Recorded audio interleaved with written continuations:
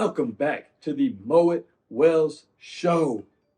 It's been a long freaking time, but I'm back with some new knowledge. Not for real though, but I'm back, man. Glad to be back. Glad to be in your guys' ears while you're out there cutting that grass. No, I ain't saying that. That's back. While you're out there getting that money. Anyway, I'm your host, Alex Wells, aka Mow It Wells, aka Big Mo, aka Mow Lawns, Mow Money. Today's episode, we're just gonna talk. I'm just gonna talk to you guys. I got a couple of topics, I got a couple of notes right here, but I just want to talk, get back in your guys' ears, and let you know I'm still here. Big Mo is still here. But now, for real though, I really want to talk about a podcast I listened to the other day. It was an older podcast, but I just listened to it. I think it was back from like March, from one of the more well-known uh, podcasters in the lawn and landscape industry, and it really felt like a sales pitch for Element. As you guys know, I used Element last year, and honestly, the estimating portion on it is second to none. Like it doesn't compare to any other CRM or calculator out there. Like it is the absolute best. Like 1000%. Um, what I didn't like about it, and this is not to bash Element at all, was what I was paying for it and the invoicing. The invoicing was terrible. I hated the invoicing, and I hated like the whole interface, the user interface, like how it was set up. It was just there was just so much. But I could definitely see how it's beneficial for a landscape company, way more so than it is a lawn maintenance company. But their estimating was amazing. Do I think the estimating portion is worth the $400 or $500 a month? No, because it can be done without that. It's just going to take a day or two of number crunching and figuring everything out and calculating it by yourself rather than just entering data and figuring out, unless you know how to use like an Excel spreadsheet or something like that. But we're going to talk about all those things today in this episode. Really, it's just knowing your numbers and figuring out how you got your hourly rate, and is that hourly rate even making you money? Because there's so many other variables than just, oh, well, I'm paying myself 30 an hour, or and the gas is this and this and that. You have to figure out your truck payment, insurance, all that stuff that everybody's been talking about for years. You can even calculate in depreciation of your assets, of your equipment. There's just a lot of stuff to that goes into coming up with that number for your hourly rate, and everybody's number is going to be different. The smaller you are, and I guess not necessarily the smaller you are, but if you're just a one man show, one guy, your hourly rate is going to be different than somebody that's got 10 guys or 20 guys, and that's going to be different than somebody that's got 50. So it all varies, and then it varies if you have a lot of debt or if you're debt free. So all that is going to be different. So don't just go out there and listen to these quote unquote gurus saying, oh, you need to be at 65 per hour. Like that's a good starting point, but how do you really know if you're making money? And the one thing that I want to encourage you to do, especially if you're smaller and you're looking to grow, or you're at that size kind of like I am, maybe you have 7, 8 guys, 2 or 3 crews, whatever, and you're looking to grow, is to get a bookkeeper, and not just any bookkeeper, but I highly, highly, highly recommend and endorse Cycle CPA. I just got off my quarterly call with my personal bookkeeper from Cycle CPA, and it's a 30-minute call. Usually it's about a 45-minute call or Zoom meeting, but we go over the whole report from the first quarter, or whatever quarter is. So in this case, it was through the first quarter. So we went through the whole report, profit loss margins, depreciation, labor wage percentage. Like, man, this report is so detailed. I don't even understand half of it, But luckily, when I'm talking to my bookkeeper and we're going over it, I can ask him questions and he's kind of explaining it to me. And this stuff is amazing.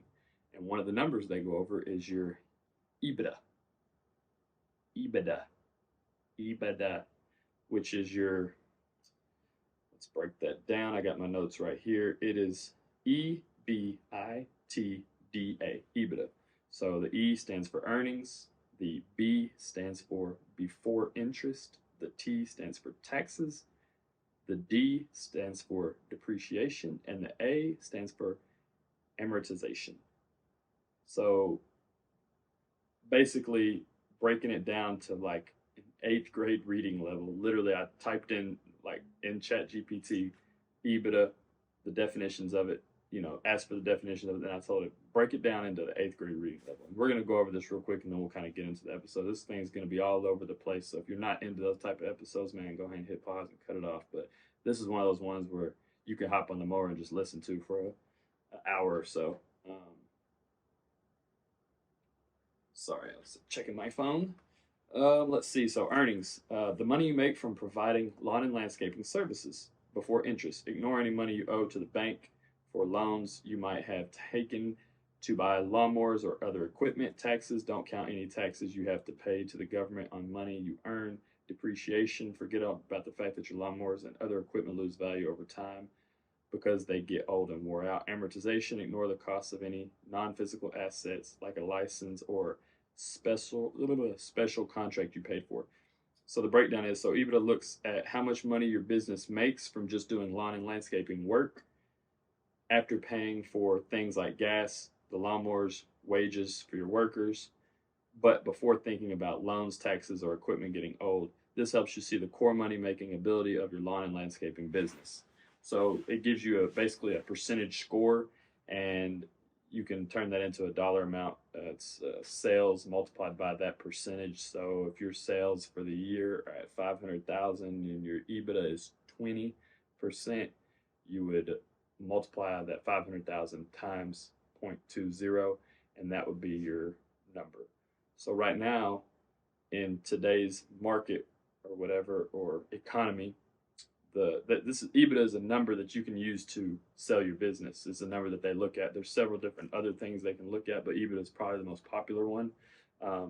So right now it's about a 3.6 to 4%, 4 times multiplier. I'm sorry, not percent, of your EBITDA. So if your EBITDA is 100,000, then you can get roughly 3.6 to 4%.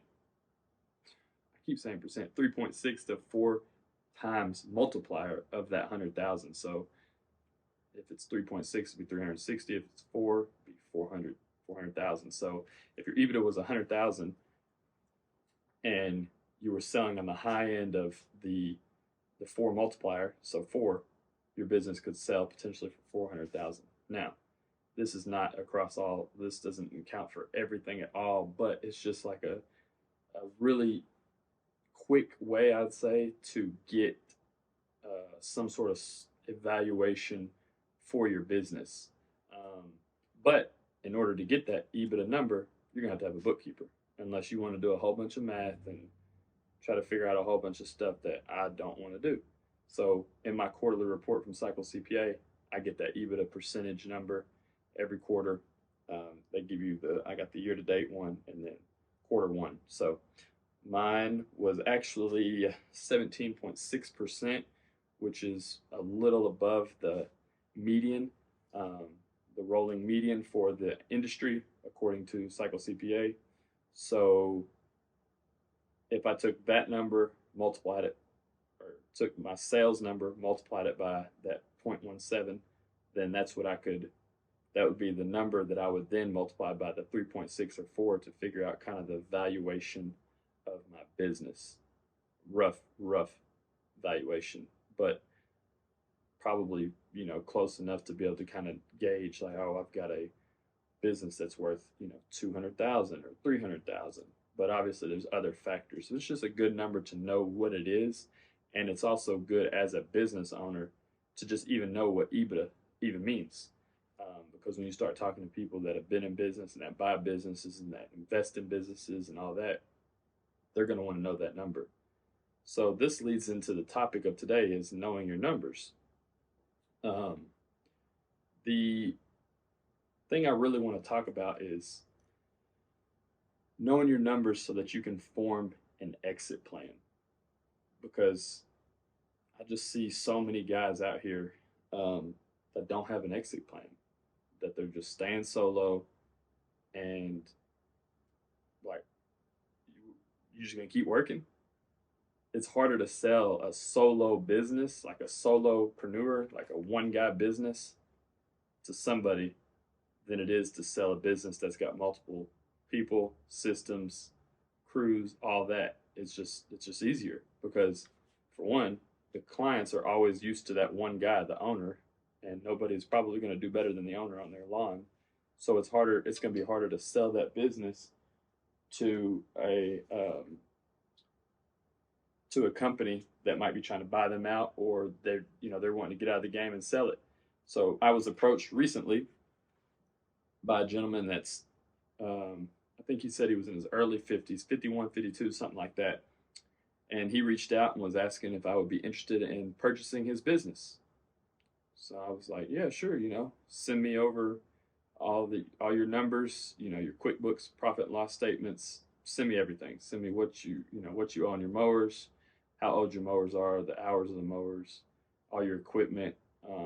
But obviously I'm more interested in just the accounts. I told him honestly, I don't even want the equipment, but if you're getting out of the game, you're going to want to sell everything. So I'll at least try to, come up with a number that's good for the both of us. So, he's telling me about his business and it's making about $100,000 a year and all this. And so I'm starting to ask him some questions that I see from these charts that I get from Cycle CPA, and he has no idea what I'm talking about. So to me, I'm asking him like, well, what do you want for your business? And he tells me 45,000. So I'm like, well, how did you come up with that number? And he was like, well, I figured my equipment was worth this, and I figured the accounts were at least, worth 2 or 3 times what they pay per month or something like that. Is kind of how he figured the number out. And I'm like, all right, well, it's not a good enough answer for me. So I was like, just send me everything you got. And this was on Friday of last week. I'm recording this Tuesday of the following week. So I have yet to get all that stuff, and I'm fairly confident that he might not send it to me, but maybe he will. I don't know. But I'm more interested in the accounts, obviously. So even if I'd still like to make him some sort of offer, but I can tell you right now, it won't be 45,000. So that brings me up to the exit plan. So I'm like, I'm asking the guy, I'm like, why are you getting out the game? Blah, blah, blah. Why didn't you ever grow your business? He was like, I just couldn't ever find employees. And that's everyone's excuse. Literally everyone's excuse. If McDonald's can get employees, you can get employees. It's not the employees. It's not the economy. It's literally you. And I'm sorry, but I'm just going to be honest with you. I used to make the same excuses before I started growing my business. It was nobody's fault but my own. And until I looked in the mirror and took full blame and was like, man, this is your fault. The reason your business isn't growing, the reason you're not hiring, the reason you're not scaling, it's because of you. And that's tough to do. So just keep that in mind,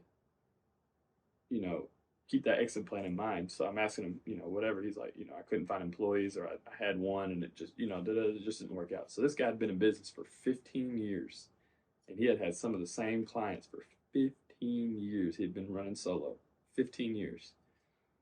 And he's like, yeah, I'm getting older. It's getting harder for me.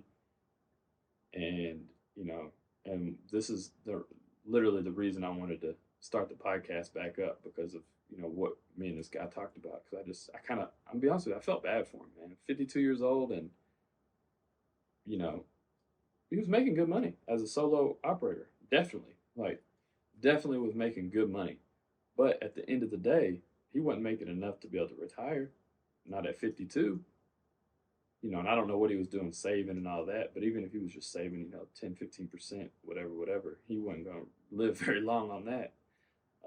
So I felt bad for him, man, because he never came up with an exit plan. So I know some of you guys that listen to this are younger. Um, you might be in your 20s or you might even be older. It's never too late to come up with an exit plan. But I definitely encourage you to do that because this shit ain't gonna last forever, man. Your body is eventually gonna give out. And like I said previously, selling a business that is reliant on you for everything is much harder to do than selling a business that's got systems in place, that's got your standard operation procedures. You've got a bookkeeper, an accountant. You've got all your numbers. You know everything. You've got a general manager. You've got an office staff. I mean, even if you just had a couple other guys, it still would be a little easier. But man, until you're completely out the field, in my opinion, it's harder to sell a business that's reliant on you for everything. Mike Andes had a thing where he was saying, leave your business for a week, and then leave your business for 2 weeks, and leave your business for three, and then leave it for 4 weeks, and what happens? He basically saying if you're not comfortable for leaving your business for 4 weeks and not doing anything, and everything's still running smoothly when you get back, then your business is not where it should be. And this is, of course, just his opinion, but I 100% agree. You know, when I first started Cruise, it was hard for me to leave for a week. It took me forever to even when I was still a crew leader. If I wanted to go on vacation, like to leave for a week, it was painful to be gone and still working. So I'm taking a quote unquote vacation, but I'm still answering emails from the guys or calls from the guys, complaints from the customers, and all that. Um, but now I've got it set up where I can leave for a week, and unless something crazy happens, the guys aren't going to call me. The customers aren't emailing me. They're emailing the office email. I have access to that email, but I'm not responding to that. And I think that's the way business is meant to be run. You started a business for a business, not to own a job. And I think a lot of us, even me in my early days, I'm a victim of this, man. So I'm talking to my younger self 100%. You know, I wasted 3 or 4 years of staying solo and small, then growing because of fear. And I want to encourage you guys to figure it out, man. It's gonna suck. You're gonna make mistakes. You're gonna mess up. The guys are gonna mess up. You're gonna fire tons of tons of people. Literally, you're gonna fire so many people. That comes to a whole other thing, which is hiring. When you can do way better than I did. I've probably fired and hired, close to 50 or 60 different guys in my short 8 years of business. Um, but as of right now, we've got a good group that have been with us everybody's been here a year plus, except for one guy who's been here almost, I think it'll be a year in June. But everybody else has been here 1, 2, 3 years, which is great. So knowing your numbers, let's get back on topic here. That was kind of a rant. So how do you come up with that, $65 per man hour? We know the formula. You calculate your insurance, your truck payment, your mower payment, your wages, your profit margin. You calculate all that stuff. We can figure it's pretty easy to kind of figure that out. What LMN does is they account for depreciation.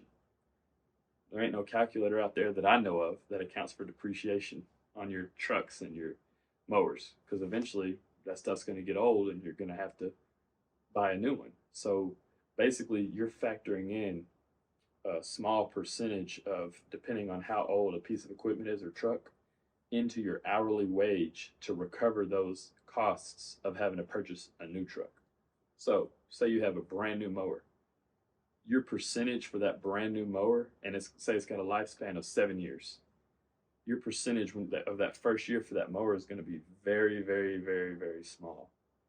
But year 3, year 4, year 5 is going to creep up. Year 7, that percentage is going to be a little higher because now that mower's having to get more repairs done to it, more maintenance, stuff like that, and eventually it's going to die, and you're not going to have it no more.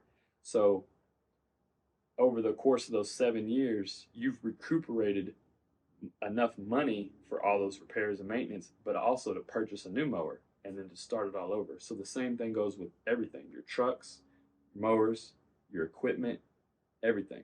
And you also have to include how much your guys are gonna be making more money and inflation. Uh, there's so much that goes into it. It's not just adding up some numbers and dividing it and factoring in your 20% profit margins and boom, there's your 65.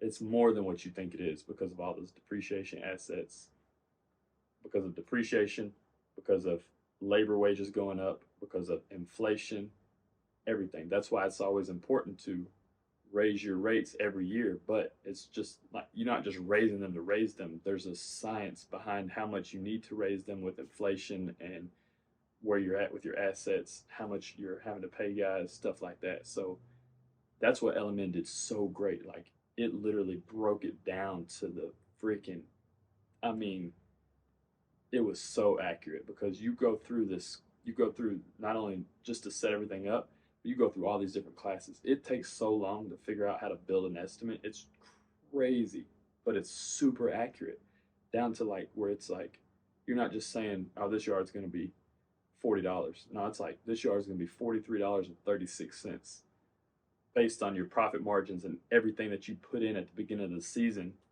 Say you add a new truck, you add that into LMN, and it calculates, oh, you've got your payments, 1,000 a month. All right, we've got to recuperate that. So boom, here it is. Say you hire a new employee and you give a guy a raise, you put that in there, and it slowly creeps up your per hour rate. But it goes to like where you add a piece of equipment on the property. So it'll like LMN tells you, all right, what three guys are working there? All right, you got those three guys. What equipment are they taking? What truck are they driving? And then that's how it spits out the number. So you might have one crew that's got three guys, and then another crew that's got three guys, but they've got different equipment. Some equipment might be older, some might be newer. One truck might be newer, one truck might be older. Those prices could be totally different. So their man hour rate, it could fluctuate by the equipment and all that you have on the crew. And you're not using a quote unquote man hour rate to send out estimates. You're plugging in how long you think that property is going to take, and it does all those calculations for you and spits out that number. So crew A is going to mow this commercial property. All right, we're going to be there 4 hours. It breaks down everything from what's going to be on that property for every time you're mowing it, and then you do a different one for every time you're doing the shrubs, mulch, uh, winter visits, blowing the leaves. I mean, it is insane, and it's super, super, super accurate, and I loved it for that. And it really helped you figure out what you should be charging. Like, I mean, it's incredible. I'm not even gonna sit here and lie to you. It's incredible. Um, I still don't think it was worth that. I think we were paying like $4.95 per month or something. Um, for one, it's really hard to teach people how to use it.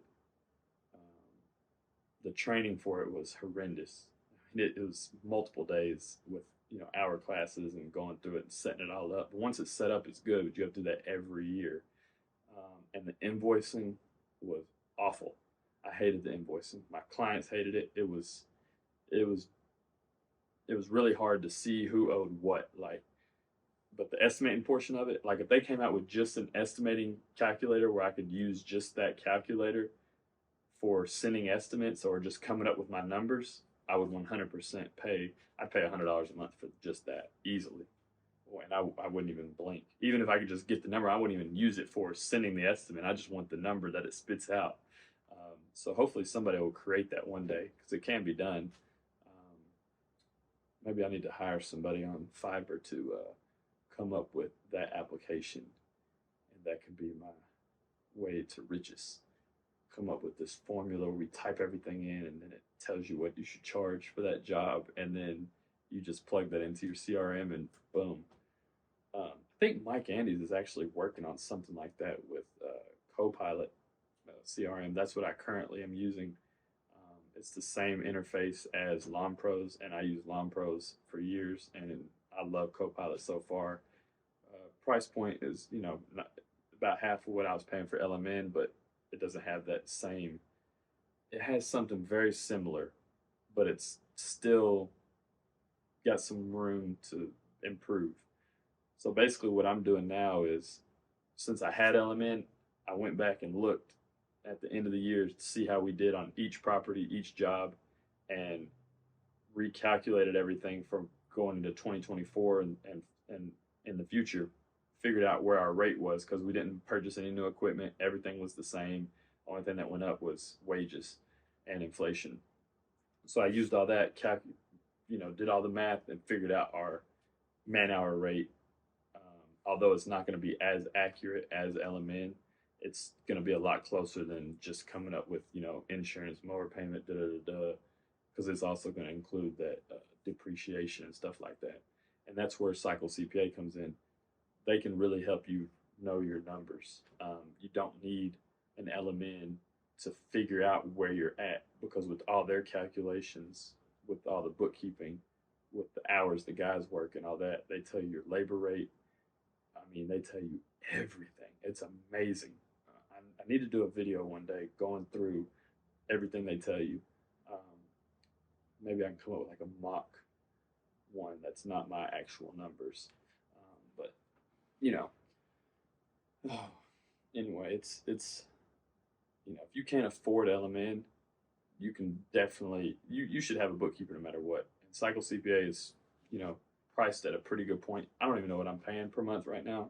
I've been with them so long. They give you the increase every year or whatever. I don't even look at it because they do so much for me, and it's so good because I'm just able to look each quarter. I can get the quarterly meeting, and you can even sign up with a plan that's got the monthly meeting. I don't think I'm there yet in my business to need it monthly. Once we cross 1 million, I'll definitely be doing the monthly one. But I think once you're at 1 million anyway, you could afford LMN. And I liked it, I really did. But that invoicing was enough for me not to pay for it anymore.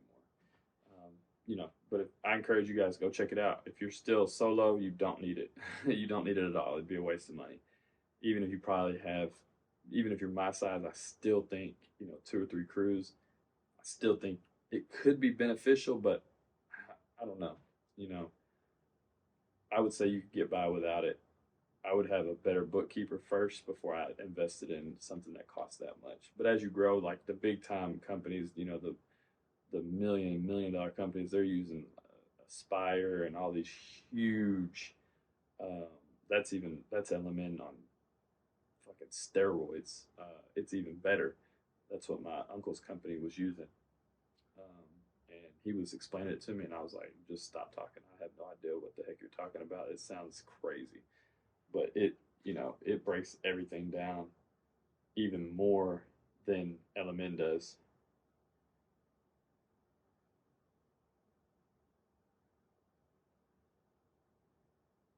Um, Sorry, I had an email that I had to look at.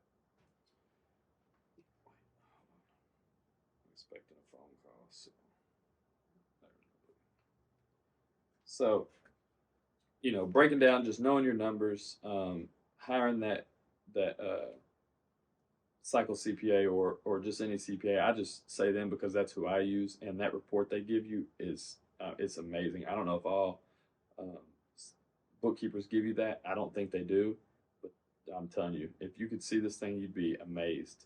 And knowing your EBITDA number, you get that quarterly with Cycle CPA and the plan that I'm on. So as you're if you're a solo guy or you got 1 or 2 guys and you're still in the truck, you need to be making an exit plan. You need to have that exit plan. It needs to be, you need to have something. You need to say, all right, this is my exit plan. You might not ever sell your business. You still have an exit plan though. You might have kids you might pass it on to, or you might um, just be, you might have somebody just running it for you, and you're just kind of like a consultant, just checking taking a draw every month or every week or whatever it may be. But running into your 50s and you don't have an exit plan, you might be in trouble and you might be going to work for somebody else again. So just keep that in mind as you're growing, especially you younger guys that are in your 20s, man. I know you're not thinking about getting old right now. I wouldn't either, and I'm still not. And I'm not old. I'm older to you guys, but I'm not that old. I'm 35, about to be 36. But have that exit plan in mind. That way you have something to work towards. I'm gonna sell in 10 years or I'm going to sell in 20. That way you can start growing and get your ass out of that field as soon as you can. Because the sooner you can get out of the field, the better your business is going to operate, the more you're going to be able to sell it for, the more attractive it is for employees, clients, everything. It just makes everything better, I promise you. It makes everything harder as well. So I don't want you to think it's going to get any easier because it's not. Dealing with, employees is a freaking headache. Let's see some notes here. So yeah, like what do you see your business in 5 years? Planning ahead is so crucial. You're planning to buy new equipment. You're planning for future growth. You're planning to hire more people. So have that drawn out, mapped out, and look at it once a month. Once a quarter, and say, okay, this is where we're at. This is where we're headed. Readjust it too, because you might set something and blow past that quicker than you thought you would, and that's normally what happens from my personal experience. Let's see.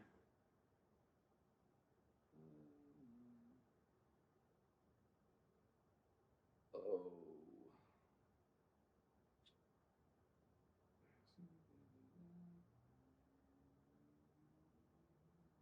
And also, as you're growing your business, you got to think like, you can't run it out of your garage forever or a small storage unit forever.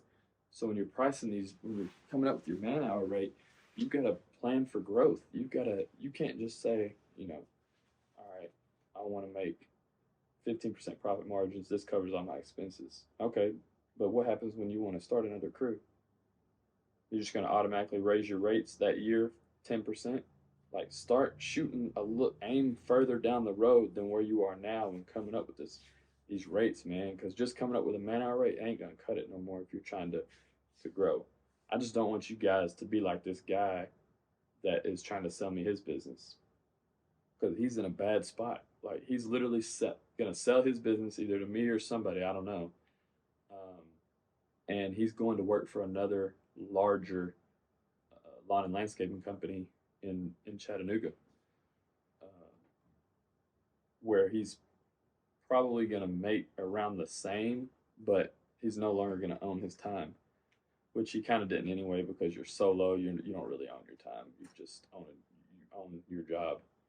You don't own your time until I still don't even own 100% of my time. I think I own some of it, but there's still things that I have to get done. So until the business can run without me at all, then I don't feel like I own all my time. And that's a big thing for me is owning my time because that's more important than anything. There's no amount of money somebody could give me to. There's not an amount of money that you can have to buy back your time. You can't buy more time. This last 33 minutes or 30 minutes or whatever I've been recording this podcast, I can't buy that time back.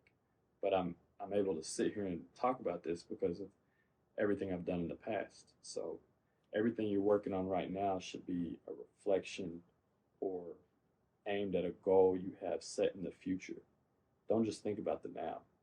Definitely be present. Be where your feet are, but think about the future. What do you want your life to look like in 5 years? What do you want your life to look like in 10 years? And the earlier you start doing that, earlier in business, earlier in age, the better off you're going to be. I can promise you that. I wish I had somebody telling me this when I was in year 1, 2, or 3, because I feel like I'd be way further along than I am for year 8. But I am where I am because of all the decisions that I made in the past with growing my business. And I'm hoping that this inspires you or gives you some knowledge that you previously didn't have and that you want to do the same for your business, grow it. I keep getting this letter from this bigger company in our area. They're pretty big in the Southeast. I don't know what they do. The letter said I think they do around 20 million a year or something. Obviously, they have multiple locations down here in the Southeast or whatever. They emailed me at the beginning of the year, sent me a letter, called me, another email, another letter, wanting to purchase my business. I'm not ready to sell, not even close. Um, but if I were to entertain it, I could send them that packet, that breakdown that Cycle CPA sends me. I could send that to them and be like, here's everything you need to know. And they would be able to say, all right, this is what we want to offer you for your business. They would have every bit of information that they needed. Granted, they would still have to come in and look at my SOPs and all that and see how this business runs, look at my guys, equipment, da da da. But judging by those numbers, they would be able to come up with an offer. That's why I'm telling you it's so important to have a bookkeeper. I still know guys that don't have a bookkeeper. They're still doing the books themselves. I promise you, you are, for one, you're not doing them correctly unless you have an accounting background, and you're not going to be able to do them as near as good as a real lawn and landscape bookkeeper can. Man, I used to do my own, and I paid more in taxes doing my own than I did when I tripled the size of my business and let a bookkeeper do it. Oh man, got a new application. So I just turned on my Indeed ad for hiring. We need to bring in a guy, maybe two, for the remainder of the season. We lost a guy that moved, one of our key guys. He obviously put in like a month's notice though, and all that, and we were able to replace him. But the guy that we brought in, I just don't know if he's going to be able to fulfill that role. And then we got another guy that we're, you know, still iffy on. So, man, I'm struggling with that, just like everybody else is. But, you got to figure it out and grind, man. I don't know all the answers. I really don't. But I'm here to tell you what I wish somebody would have told me when I was in year 1 through 5, 1 through 6. And I'm going through it right now. So I feel like as I'm going through it, I can talk about it with you guys. And when those things come up in your stuff, you'll know, like, oh, okay, this is what he was going through. Like, I already know what to expect. Um, and also, man, you got all these lawn and landscape gurus, talking heads, giving you advice, and they never had more than one crew, or they were never out of the field, or they never grew their business, or now their business is back to just being solo. And although those people can give you advice depending on where you're at in your business, I have mixed feelings about it. I really do. Um, there's great advice out there, and there's also horrible fucking advice out there. I don't know if mine's great. I don't know if mine's fucking horrible. Take it for what it is. But I'm not gonna sit up here and tell you that you should listen to me and this, and this, and try to sell you something. And I ain't gonna try to sell you shit. Nothing. I don't want shit from you. Just listen to the podcast. That's it. I ain't gonna sell you. I promise you, I'm not gonna sell you a course, a template, a calculator, nothing. Now, if I come up with that, figure out how to come up with that element calculator thing and make an app, it ain't gonna be free. I can guarantee you that. But I'm not here to sell you nothing, man. I'm not nothing. Like, watch my stuff, take the advice, listen to it. If it helps you, let me know. If you think it's bullshit, let me know. But I just want to come at you guys real, raw, authentic shit, man. Um, with where I'm at in my business. 7, 8 guys, 2, 3 crews, doing right around projection this year is going to be about 650. I need to do a recap. Matter of fact, we're just going to go in it right now. How much time do I got left? I got about 15 more minutes. We're going to go in it right now and talk about the season so far for me. So this is going to be, I hope you're still here, because if you're not, if you've already clicked off, you're in trouble, because you got to hear where I'm at now. Anyway, so over the winter, we got rid of all our just mowing customers. Well, we didn't get rid of all of them. We gave them an option. A, you can sign a 12-month agreement with us, and the basic package you can do with us is going to be weekly mowing, weekly or bi-weekly leaf cleanups, and weekly or bi-weekly winter visits. That is the basic package. Nothing, you can't go any lower than that. You're going to get 30 to 32 mows. You're going to get minimum, what was it, 7 leaf cleanups or maybe 5 leaf cleanups. Minimum 5 leaf cleanups, minimum 5 winter visits. Year-round service. So January through the December 31st, we're going to be at your property X amount of times. That is the very, very bare minimum package. Now we also can include aeration, overseeding, weed control, fertilizer, shrub trimming. We don't include mulch in any of our contracts anymore. Those are all separate. Irrigation startup, irrigation shutdown. What am I missing? Anything? Like we can include like a brush line cleanup, retention pond cleanup, stuff like that. So sent out an email, made all our customers do that. No more, we're just coming to mow 30 times this year and that's it. Because what I saw to happen in the last few years is we're getting all this work, all this work, all this work. God, my phone's going crazy. We're getting all this work in April through October, and then it starts slowing down. And now those mowing customers, we're not mowing them no more. So now those guys are just doing the leaf cleanups on those ones that do have leaf cleanups. They're getting less hours. So I was like, that's not fair to them to have all these hours during the summer and then just to plummet during the winter. So I was like, we're not going to do that no more. Like everybody's getting everything, or you're not our customer. And to me, that puts us in a position to grow with the right customer. We're not taking on those bullshit cheap clients no more. We're now getting the cream. We're not even getting the cream of the crop yet because we're still kind of transitioning into becoming that luxury experience with a landscape company. Like we're going to do it all type shit. So we're moving towards that though. So people look at us, they're like, this is who we want. We're going to pay you and we're not going to worry about nothing. You're going to take care of everything that has to do with our outside of our property. And eventually Christmas lights. But anyway, so we're not dealing with that bullshit no more. These clients, credit card on file, they pay. Like you might get some that are a little more particular than what you're used to, like just the mow, blow, go shit, but it's worth it because they're paying more. We can charge a higher rate now because we're getting clients that care about their lawn because they're getting everything. And eventually those 3 minimum services are going to go to, we're going to add like, nah, you got to get shrub trimming now. Or nah, now you have to get the aeration, overseeding, and the weed control fertilization program. Like that's where I want to take it to. And that's what my uncle did when he was growing his lawn and landscape business. So I'm just replicating what he did.